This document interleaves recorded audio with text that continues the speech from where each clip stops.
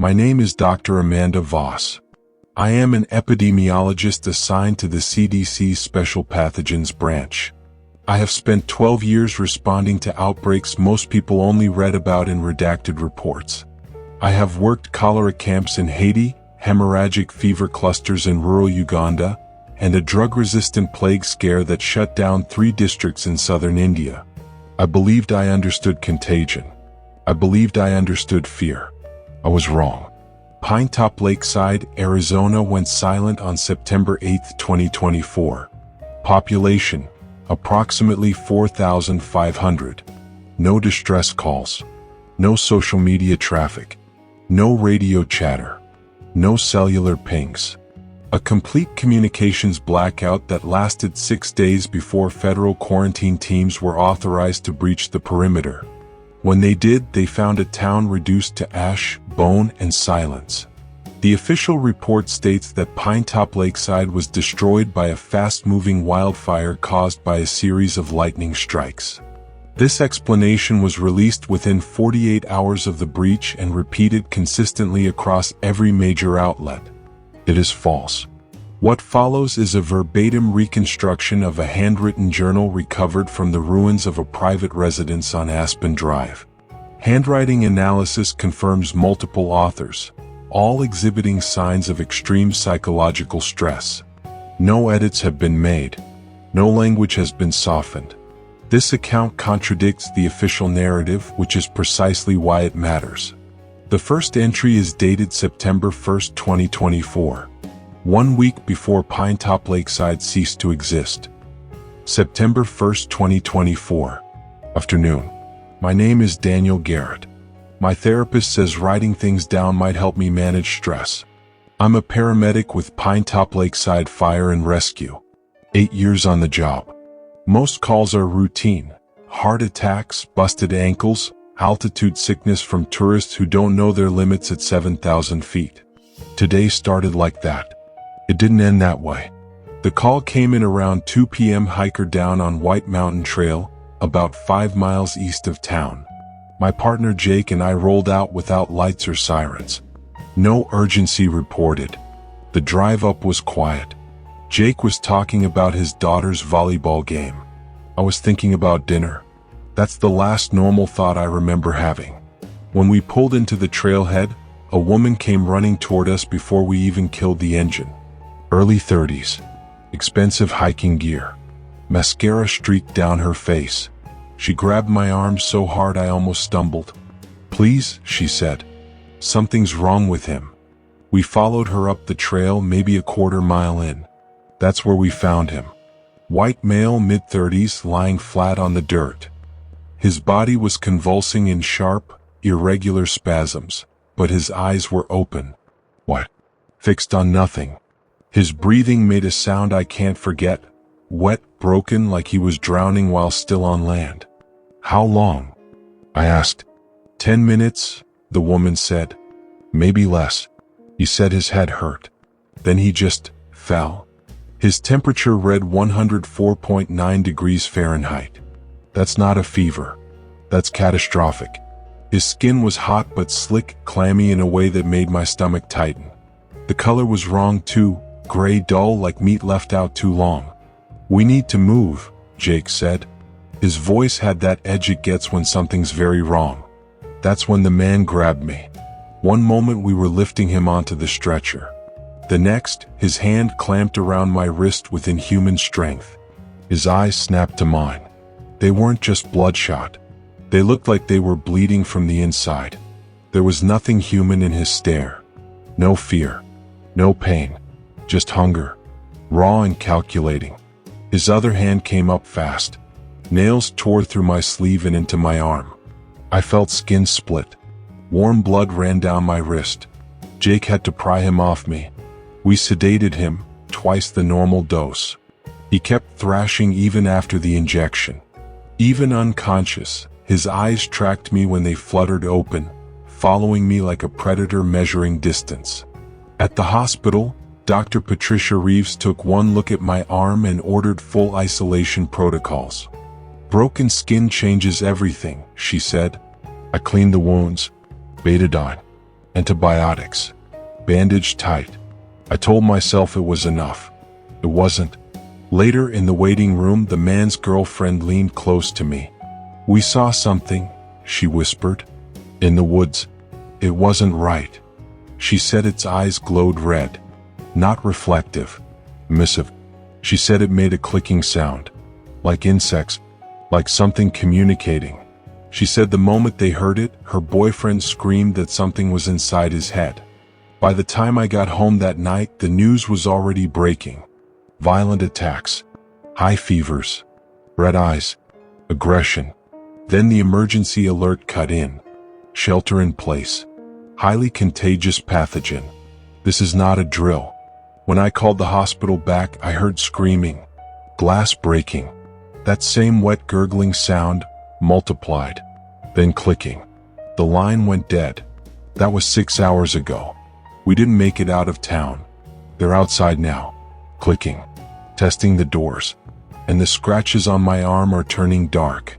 If anyone finds this, you need to understand how it started. You need to UND. September 2nd, 2024. Early morning. I did not sleep. Every time I closed my eyes, I heard the clicking. Not just outside the house, inside my head. A faint, rhythmic sound, like fingernails tapping glass somewhere deep behind my eyes. When I opened them, it stopped. When I lay still long enough, it started again. The scratches on my arm had changed. The skin around them wasn't red or swollen like an infection should be. It was darkening, sinking inward, the color of old bruises layered on top of each other. Veins had begun to surface beneath the skin, thick, branching lines spreading up my forearm like roots searching for water. They pulsed when my heart did. When I pressed on them, I felt nothing. No pain. No pressure. Just cold. Outside, the night sounds of pine top were gone. No wind in the pines. No distant dogs. No cars. Just silence so complete it felt manufactured, like the world had been muted. Around 3 a.m. the clicking stopped. That scared me more than anything else. At dawn, I went upstairs alone. Rachel begged me not to, but I needed to see. I needed to know. I peeled the curtain back an inch. The Carmichael's house across the street was on fire. Not a wildfire. Not spreading brush flames. A house fire. The upstairs windows belched black smoke, thick and oily. The front lawn was littered with bodies, or what was left of them. Arms bent the wrong way. A torso without a head. Dark smears across the pavement like someone had dragged meat through the street. Then I heard the helicopter. Slow. Military. It circled twice, banking hard over town, then headed north toward the hospital. For the first time since this started, I felt hope. Help was here. My emergency radio crackled to life. "This is Colonel James Patterson of the Arizona National Guard." His voice was calm. Too calm. He told us to stay inside. To mark infected households with red cloth. To wait. "If you attempt to leave the quarantine zone," he said, "you will be stopped. Not turned back." Stopped. Rachel heard it too. She wanted to go to the hospital. To believe evacuation meant rescue. I showed her my arm. The veins had reached my shoulder. They were climbing. "I'm infected," I said. She didn't argue. She didn't scream. She just stared, like her brain was refusing to process what her eyes were telling her. Emma came upstairs then, rubbing sleep from her eyes. "I'm hungry, Daddy." I made her cereal with the last of the milk. While she ate, Rachel and I whispered in the kitchen. I told her the truth, that I was dying, that when I finished dying, I wouldn't be me anymore, that she needed to get Emma somewhere safe, before I became dangerous. That's when someone knocked on the door. Real knocking. A human voice. "Daniel," it called. "Please. You have to help me." It was Tom Breer, our neighbor. His wife was sick. I knew what opening that door meant. I opened it anyway. We ran through his house carrying Linda between us. She was burning up, eyes fluttering wildly beneath closed lids, breath hitching like something was catching in her lungs. We almost made it. Then the clicking started. Everywhere. They poured into the street like something flushed from hiding. Neighbors, kids, old men, faces twisted wrong, eyes glowing red in the daylight. I fought them. I shouldn't have been able to. I was stronger than I'd ever been. Faster. Angrier. The infection was changing me. I bought Tom enough time to get away. Then they took me down. Nails. Wait. I would have died there if not for Jake. Gunfire scattered them. He dragged me into his truck and told me the truth. This wasn't rescue. It was containment. They weren't saving Pine Top. They were studying it. And when they were done, they were going to let it burn. By the time we reached the old uranium mine east of town, the voices had started. Not loud. Not clear. Just whispers at the edge of hearing. Calling. Inviting. Promising. I can still feel Emma's hands slipping out of mine as they led her away from me inside the mine. I can still see Rachel trying not to look afraid of me. The veins are on my neck now, and something inside me is learning how to listen. The mine did not feel empty anymore. That was the problem. At first, Daniel had believed the fear came from what was outside. The firestorms, the bombing, the things with red eyes roaming the woods. But after several hours underground, a quieter truth settled in. The danger was no longer trying to get in. It was already here. Smoke seeped through hairline fractures in the stone, thin and gray, carrying the sour bite of burning pine plastic, and something chemical that made the lungs ache after only a few breaths. Lanterns flickered, their flames shrinking as oxygen thinned. Shadows stretched and warped along the walls, bending at odd angles where the tunnels branched away into darkness. No one spoke unless they had to. Every sound felt like an invitation. Daniel sat with his back against the rock wall, knees drawn close, trying to make himself small. The stone was cold, but his skin burned from the inside out. Beneath it, something moved, slow, deliberate spreading. Veins darkened along his arms and neck, pulsing faintly as if they had their own rhythm. Across the chamber, Rachel rocked Emma in her arms. Emma slept fitfully, her breathing uneven, fingers clenched in the fabric of her mother's jacket. Soot streaked her face. Every now and then she twitched, murmuring something that might have been Daniel's name. He couldn't look at her for long, because he could smell her. Not just her, everyone. Heartbeats, warmth, life.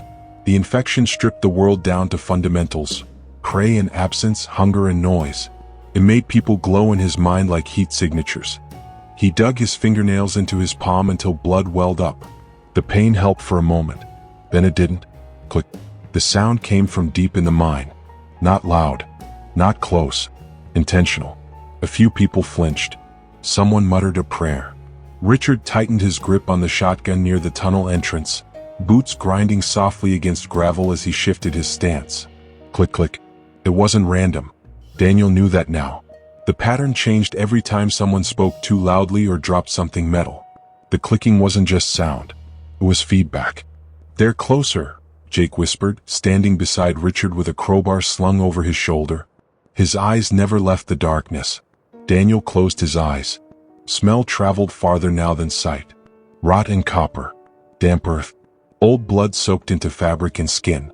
Beneath it all, something else, familiar in a way that made his stomach twist. "There are more of them," Daniel said quietly. "They weren't alone last night." "How many?" Richard asked. Daniel hesitated. Numbers felt slippery now, less important than density than presence. "Enough," he said. "They're not rushing us." A woman near the back of the chamber started crying. Someone told her to stop. Someone else told them to shut up. Panic rippled, ugly and fast. Richard raised the shotgun and fired into the ceiling. The blast was deafening in the enclosed space. Dust rained down. Everyone froze. "Quiet," Richard snapped. "You want them to hear you?" The clicking stopped. That was worse. Silence stretched, thick and heavy. The mine seemed to hold its breath. Then a new sound drifted out of the tunnel. Not clicking. Breathing. Slow. Wet. Uncertain, like something practicing. Emma stirred in Rachel's arms. "What was that?" Rachel whispered. Daniel stood before anyone could stop him. Jake grabbed his arm hard. "No. Whatever you're thinking, don't." "They're listening," Daniel said. His voice sounded wrong to him, flattened, distant, like it wasn't coming from his own throat. "They've been listening the whole time." Richard took a step forward, shotgun raised. "Daniel, get back here." But the sound came again, this time closer. A shape shifted just beyond the lantern light. Then another. Small movements. Heads tilting. Bodies bending at angles that made Daniel's spine ache in sympathy. Red eyes blinked on. 5 of them. Then more behind. They didn't advance. They waited. "They're not attacking," Daniel said. "For what?" someone whispered. Daniel swallowed. His throat clicked faintly when he did. "For me." The realization settled over him with awful calm. Not fear, recognition. Like remembering something he'd always known. One of the infected stepped forward. It wore a Forest Service jacket, the patch still visible on the shoulder. Its mouth opened.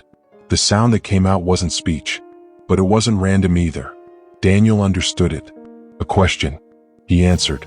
The click came from deep in his chest, vibrating his ribs. Gasps erupted behind him. Someone screamed. The infected froze. Something passed between them, not words, not images, but alignment. A sense of shared frequency. Daniel felt himself sliding into it like stepping into cold water. Not here, he thought. This place is taken. The mind answered. Pressure built in his skull, not pain but awareness. The tunnels, the chambers, the people huddled together like organs inside a body. The infected absorbed it all, considering. Then one by one they backed away. The red eyes dimmed. The clicking faded. When Daniel turned around, every face in the chamber was staring at him. Not with relief, with fear. You talked to them, Richard said. I listened, Daniel replied. No one argued. After that, no one slept easily. The smoke thickened. The air grew stale. Lantern flames shrank to trembling points of light. Daniel's skin burned hotter, the infection accelerating now that it had been acknowledged, accepted. He caught his reflection in a shard of metal. His eyes were pink, not bloodshot, changing. Night passed underground without ceremony. People dozed in fits. Others stayed awake, watching Daniel when they thought he wasn't looking. Jake stayed closest. At some point, hunger overwhelmed caution. Daniel smelled sweat on Jake's neck. The pulse just beneath the skin, steady and strong. The world narrowed. Hands reached. Pain exploded through Daniel's ribs. He hit the ground hard, breath torn from his lungs. Tyler stood over him, crowbar raised, face pale and shaking. He was going to kill him, Tyler whispered. Jake stared down at Daniel, confused, terrified, alive. I'm sorry, Daniel gasped. I didn't mean to. Richard didn't hesitate. That's it, he said. You leave. Now. Emma's voice cut through the chamber. Daddy? She ran to him before anyone could stop her. Daniel collapsed to his knees, hugging her, shaking. The infection screamed at him to bite, to spread, to make her safe by making her the same. He fought it with everything he had. I have to go away for a little while, he told her, so you can be safe. Rachel couldn't look at him. When she finally did, her face was already breaking. I love you, she said. Daniel took the flashlight, the knife, and walked into the tunnel. Behind him, the mine clicked softly. Ahead of him, something waited. Daniel walked for a long time before the mine let him go. The tunnel sloped upward, then down again, narrowing until his shoulders scraped stone. The flashlight beam jittered with every step, carving short-lived shapes from the darkness. Water dripped steadily somewhere ahead. The mine smelled older here, less smoke, more rot, more metal. Uranium dust clung to the walls like residue from a forgotten war. Behind him, the clicking followed. Not rushing, not hunting, keeping pace. Daniel did not turn around. He didn't need to. He could feel them now, not individually but collectively. A pressure at the back of his mind, like a crowd standing just out of sight. They mirrored his speed, his pauses. When he stopped to catch his breath, the clicking softened. When he moved again, it resumed. They were letting him lead. That terrified him more than being chased. The tunnel widened and opened onto a slope that led up toward daylight. Smoke thickened as he climbed. Heat pressed down from above, heavy and suffocating. The farther he went, the more the mine vibrated, not from explosions anymore, but from distant engines. Aircraft. Daniel reached the mouth of the mine just as dawn broke. The sky was a sickly orange smeared with ash. Pinetop Lakeside lay below him, or what remained of it. Entire blocks were gone, reduced to blackened grids. Roofs had collapsed inward. Trees burned from the inside out, hollow trunks standing like rib cages. The town was being erased. Daniel stepped into the light. The clicking behind him grew louder. He raised his hands slowly, not in surrender but in acknowledgement, and clicked back. Follow. They did. 20 of them emerged from the mine, silhouettes against the smoke. Bodies twisted by infection. Red eyes glowing faintly even in daylight. Some wore pieces of clothing that still made sense. Boots, jackets, backpacks. Others were little more than moving outlines of bone and sinew. They trusted him. That was the cruelest part. Daniel walked downhill toward town. The heat intensified with every step, baking his skin, searing his lungs. His breath rattled now, each inhale shallow and painful. The infection surged in response, dulling pain even as it consumed him. Main Street was unrecognizable. The grocery store where Emma used to beg for candy was gone. The diner where Rachel worked shifts was a crater. The church steeple lay sideways across the road like a fallen spear. Ahead, movement. Military vehicles formed a perimeter near what had once been the library. Humvees, troop carriers. A tank, its barrel angled slightly upward, scanning. Soldiers in full hazmat gear moved with rehearsed precision, rifles raised, voices clipped and controlled over open comms. They saw him. Contact, someone shouted. Infected group approaching from the west. A spotlight snapped on, pinning Daniel in white light. He squinted, eyes burning. In the reflection of a shattered car window, he caught a glimpse of himself. His eyes were fully red now. Not bloodshot. Luminous. The clicking behind him shifted, uneasy, uncertain. The infected sensed danger but waited for instruction. A soldier raised a megaphone. Infected individual, the amplified voice echoed, calm and professional. Remain where you are. Daniel almost laughed. He clicked instead. Ah!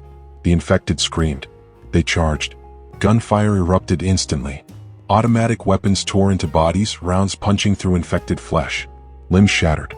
Blood sprayed across asphalt already slick with ash and oil. Some infected fell immediately, twitching and still. Others kept moving, driven by momentum and hunger. A few made it through. They slammed into soldiers, tearing at hazmat suits, fingers clawing for exposed seams. Screams cut through the gunfire. Someone went down hard, dragged screaming beneath a pile of bodies. Daniel didn't watch. He turned and ran. Not toward the mine. Toward the heart of town. Behind him the firefight roared. Explosions rocked the street. Something large detonated, sending a shockwave through the air that knocked Daniel off his feet. He crawled, lungs screaming, vision blurring. His skin felt wrong, too tight, too brittle. Teeth ached, gums throbbing like something was reshaping itself beneath them. He staggered upright and kept moving. The plaza came into view. The gazebo was fully engulfed, flames climbing its frame like ivy. The fountain was dry, cracked, filled with ash. This was where Rachel and Daniel had their first date. Where Emma had danced barefoot in the summer. Daniel collapsed in the center of it. He couldn't run anymore. His body shook uncontrollably. His heartbeat felt erratic, skipping, doubling. The infection surged, impatient now. Let go, it urged. Daniel pulled the knife from his pocket. His hands trembled so badly he could barely hold it. This is it, he whispered to no one. He pressed the blade to his throat. The pressure alone sent waves of resistance through him. Muscles locked. His arms refused to obey. The infection would not let him die. Footsteps crunched behind him. He turned. 5 soldiers stood at the edge of the plaza, rifles raised. Their faces were hidden behind visors, but their body language was unmistakable, controlled, detached, trained. One spoke into a radio. We have a lone infected in the plaza. Visual confirmation. A voice crackled back immediately. Permission to engage granted. Eliminate the target. The soldier raised his rifle. Daniel smiled. Thank you, he said softly. The shot was clean. Daniel Garrett fell backward onto scorched concrete, staring up at a sky choked with smoke. His last thought was not of pain or fear. It was of Emma's laugh. Then there was nothing. The mine was quiet. Too quiet. Richard stood near the sealed entrance, listening to the distant echoes of gunfire fade into nothing. Dust drifted from the ceiling. The survivors waited in silence, afraid to hope. Then the walkie-talkie crackled. Static. Richard picked it up with shaking hands. Daniel, he said. No response. Only static. Rachel felt it then. A sudden cold, sharp and final, like a door slamming shut inside her chest. She sat down hard, clutching Emma as the truth settled over her. Daniel was gone. And the government was still out there. The fire burned for 3 days. From the air it looked clean. Controlled. A textbook containment burn stretching across miles of forest and town, neat lines of ash drawn by men who had done this before. News helicopters circled at a safe distance, their cameras hungry but obedient, filming smoke and flame without ever dipping low enough to see what lay beneath. The official statement came before the fire was even finished. A fast-moving wildfire driven by high winds. Mandatory evacuations enacted too late. Casualties pending identification. No mention of quarantine. No mention of hazmat units. No mention of gunfire in the streets. By the 4th day, Pinetop Lakeside no longer existed. Inside the mine, time collapsed. Without Daniel, the clicking never returned, but the silence was worse. The air grew stale and sour. Lanterns burned low. People whispered, cried, argued, then fell quiet again. Hunger set in quickly. Thirst faster. Rachel did not speak. She sat against the stone wall with Emma curled against her chest, eyes fixed on nothing. Emma asked where her father had gone. At first, Rachel told her he was helping people. Then she stopped answering at all. Richard tried to organize them. Tried to ration water. Tried to keep hope alive. It didn't matter. On the second night they heard engines. Heavy. Multiple. Not above them. Outside. A new sound joined the mine's silence. Boots. Measured. Unhurried. A voice echoed down the tunnel, amplified and calm. Survivors inside the mine, this is the United States government. You're safe. Remain where you are and await assistance. Some people cried in relief. Jake didn't. Neither did Richard. They waited. Minutes passed. Then footsteps again, closer now. Lights swept across the tunnel walls, white and surgical. 3 soldiers appeared at the edge of the chamber, rifles lowered but ready. Their suits were different from the others seen earlier, black, sealed, unmarked. No name tapes. No patches. Behind them came a woman in a gray coat, no helmet, hair tied back tight. She carried a tablet under one arm and looked at the survivors the way a veterinarian looks at animals after a chemical spill. She counted them. 1, 2, 3. Her eyes stopped on Emma. Status? She asked. Injured, Richard said quickly. Smoke inhalation. Dehydration. We need medical. She held up a hand. We're aware of your needs, she said. Her voice was flat. Practiced. This site is now under federal jurisdiction. Jake stepped forward. What about Daniel? The woman didn't look at him. The infected individual was neutralized. Rachel made a sound then, not a scream. Something smaller. Like air being forced out of a punctured lung. Emma lifted her head. Daddy? The woman finally looked at her. Then back to the tablet. We're initiating phase 4, she said into her headset. Prepare transport. Richard's jaw tightened. Transport where? The woman met his eyes. Containment. That was when Jake saw the trucks. They were parked just outside the mine entrance, long, armored, unmarked. No windows, just vents, like something meant to carry cargo that might claw its way out. No, Jake said. You said we were safe. You are, the woman replied. From the public. She turned to the soldiers. Sedate them. The shouting started then. People backed away, pressed against the stone walls. One man tried to run and was tackled instantly. A needle flashed. He went limp. Rachel clutched Emma, shaking. Please, she said. She's just a child. The woman hesitated. Not long. Separate the miner, she said. Emma screamed as gloved hands pulled her away. Rachel fought until the injection hit her neck. She went down hard. The mine filled with sobbing, coughing, pleading. And then, one by one, silence. Rachel woke in a white room. Not a hospital. No windows. No corners. Just smooth, curved walls that hummed faintly. Her arms were restrained, wrists and ankles secured to the bed. A clear tube ran into her arm. She thrashed, panicked.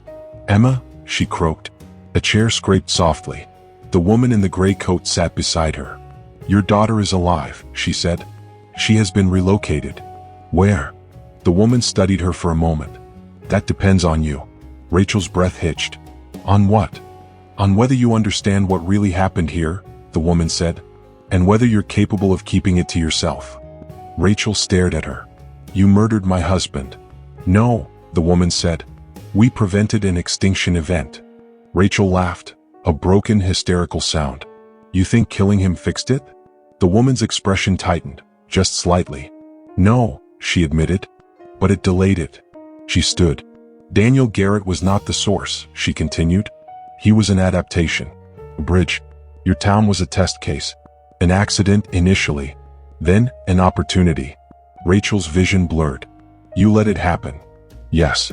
The woman turned toward the door. The official record will show that Pinetop Lakeside was lost to wildfire. You will be compensated. Relocated. Treated. She paused. And if you ever hear clicking again, she said quietly, you'll know we were too late. The door sealed shut. Months later, Rachel lived in a new town with a new name. Emma went to a new school. People avoided asking about Pinetop. The forests around them were quiet. Too quiet. Sometimes at night, Rachel woke up certain she heard something outside the window. Click, click, click. She never checked. Because somewhere deep down she knew the truth. Daniel hadn't died to stop it. He had taught it how to wait.